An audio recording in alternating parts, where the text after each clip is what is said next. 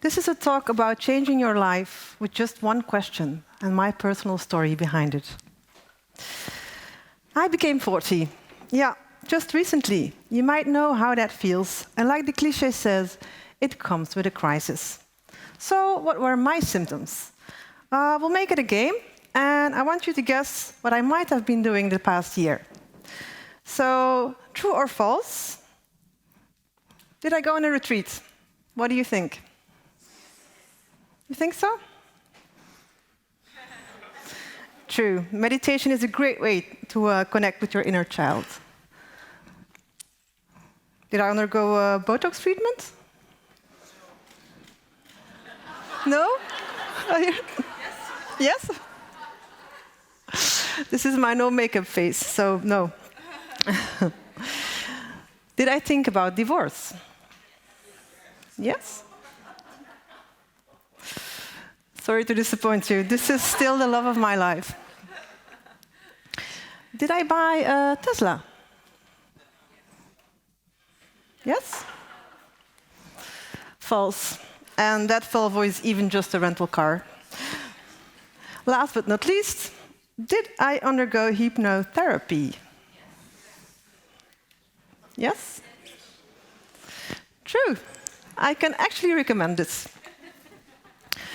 It's surprising how a midlife crisis suddenly arrives. You don't see it coming. Actually, you think you will be completely spared, and then, anyway, it hits you, bam, a full strike.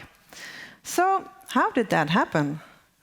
Go back to December 2018, when I was part of the management of agency Famous Grey.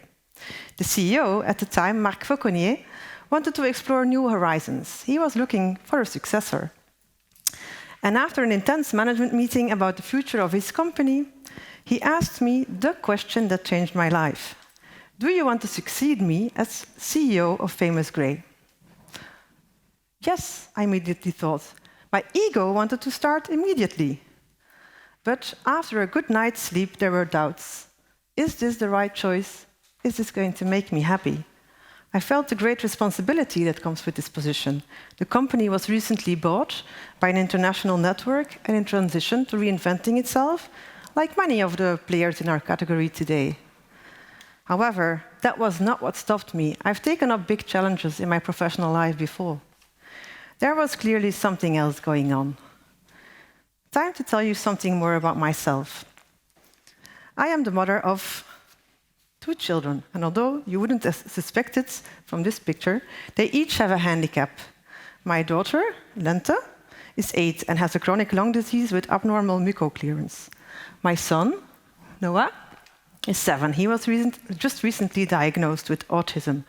The past 5 years, my husband and I got everything together. There was an equal spread to get the children out of school and to fulfill my daughter's visits to her respiratory physiotherapy. Even though we both held management positions, we had found a good balance for ourselves.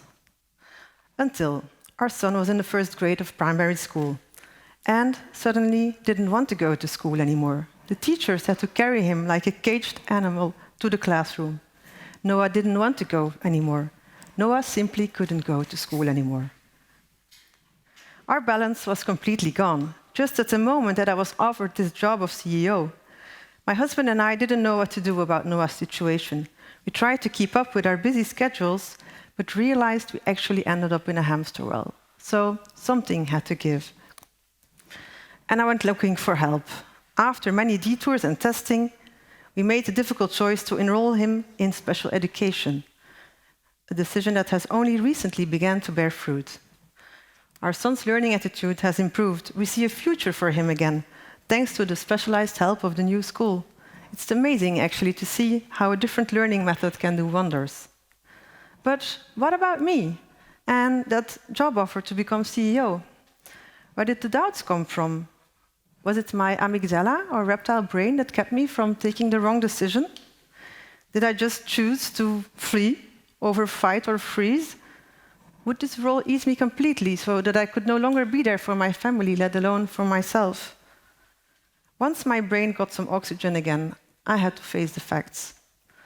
Combining the job of CEO with my 2 children's needs would only be possible if I hired an Uber nanny with divine patience who could drive my kids around to their different schools and therapies.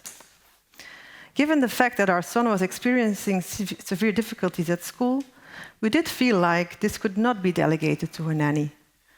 And I, as his mother, wanted to be there for my son. I was actually being a mother to myself by making room for this deep calling for motherhood. Yes, there are times where work is naturally at the center of our lives, and there are times when family has to come first. Knowing when those seasons appear seems the right path towards the doorway of happiness. And since no season lasts forever, I refused the job offer and went back to my position of production director in January 2019. But that wasn't the end of my midlife crisis. It was just the beginning.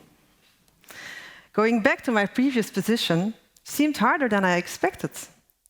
Apparently, from that one question coming from Mark, many more questions arose. What do I actually want to achieve in my professional life? Where am I going to make a difference? What is my bigger goal? With a curious eye, I went looking for resources that would provide an answer. And books about personal growth came into our house at a rapid pace. Most of it came down to a lot of self-reflection. For 3 months, I got up early to journalize about my thoughts and feelings and to figure out my mission in life. Because something was awakened by the CEO job offer, I still had to discover what it was. The answer came slowly but surely. I realized I want to be a beacon of light to other people. I imagined myself as a leading lady in the world of executive coaching. I want to inspire others and help them navigate in the right direction by asking powerful questions. This would allow me to have impact on today's world and the way leadership is approached. It would also allow me to carry out the values I believe in, values that are so relevant for this sector: openness, innovation, love for diversity.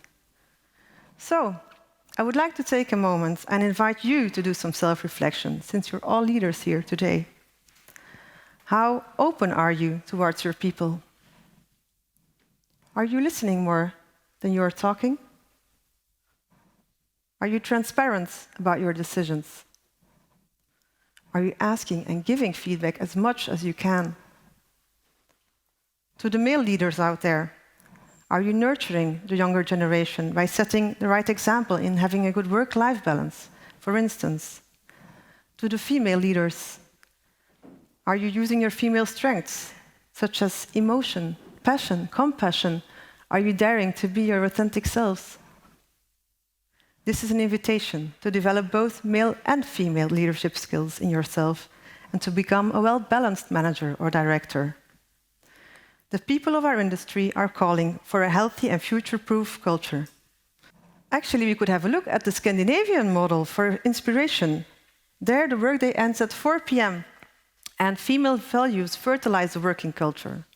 Equality, less hierarchy in the workplace leads to more ownership, less competition, and in the end, more happiness for everyone.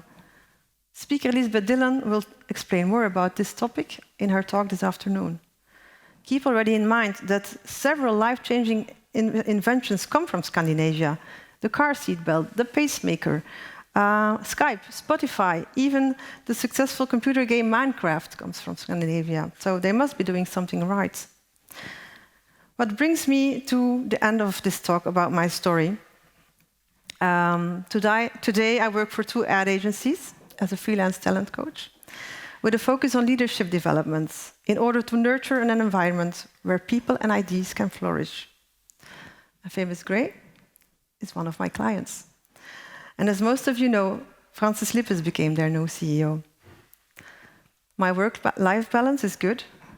Yeah, my son is welcomed on time at the school gate every day, knowing that there is no shame in being different. On the contrary, I teach him that being different is giving yourself for being yourself.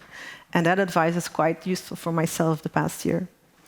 So, yes, only one question can lead to an insightful process of getting to know your dreams and fears in life, and you can choose to make the dream a priority. I can only wish this kind of question to all of you here today. To conclude this talk, I want to express thanks to Mark. He's not here, but I think his wife is present today, for seeing a bigger goal in me. It just came out in a different way than we both expected. And my biggest gratitude goes to my 2 children that are, despite their special needs, just perfect. They were actually the best coaches I could have imagined in helping to find my next mission in life. After all, I'm just 40.